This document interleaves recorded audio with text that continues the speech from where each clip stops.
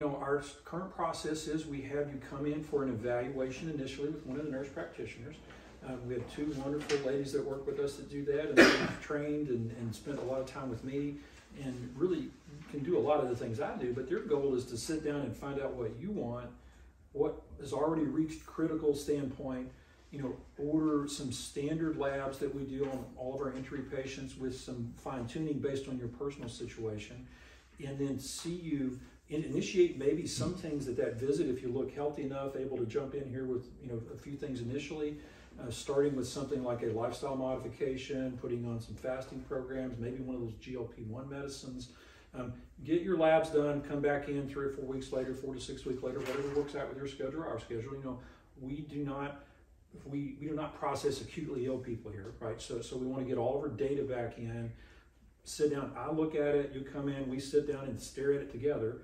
Because my process when I see that patient for a follow-up is to try to get you to understand why you're in this situation. Here's the points that can help you get out of that situation and what we might use to help you with that. Because I find that if you understand a little bit of the physiology and a little bit of the why part of it, you're much more likely to engage. If it was just like, here's 3 things, let's see what happens in 4 months, I'd say 30% of people maybe would stick with that. If you don't have an understanding of how it works and have some good training wheels to get on, which we try to introduce that to you at that second follow-up visit to give you those tools, give you the resources as backup, even connect you with some follow-up remote visits and some nutrition classes and things you can have access to.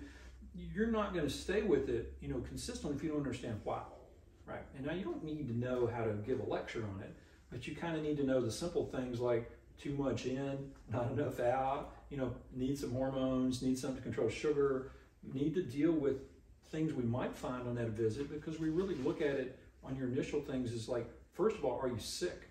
Is there something we see in your initial labs that say you've already messed this up so much that you have a diagnosis of something? You've got uncontrolled diabetes, you have evidence of thyroid failure, or you show that you have 0 testosterone, what's going on here? What made it go to 0? So do you have an autoimmune disease? That type of thing. So we kind of clear that air, because you're not going to be successful at leaning up and building muscle if you're already broken something. So we help you fix that. We may provide the ability and the things you need to fix that. Or we may say, hey, I've got to have you go talk to one of my friends for a specialist or something for a little bit to say, you've got to deal with this first.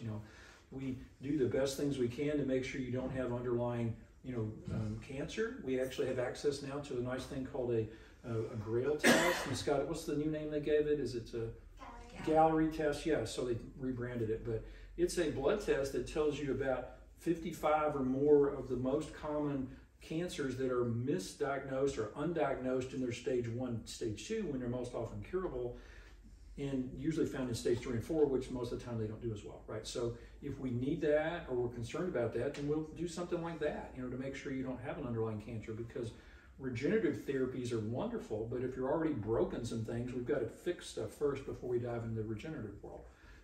So that process starts if you just overweight belly fat and hormones, we may give you a structured meal replacement. We may put you on one of those little GLP-1 things weekly, which is an injectable. There's a really little needle that goes under your skin that I could stab you 1,000 times with, and you might let up 1 drop of blood with it. It's that small.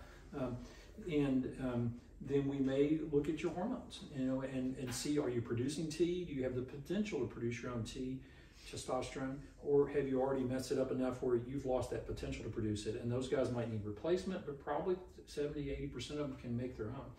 And I always tell patients that when we use growth hormone support, if we find out you're not inflamed and not sick, that's like shrink wrap, okay? It's like as you're losing weight and you can build some muscle and have your skin tighten in a little bit.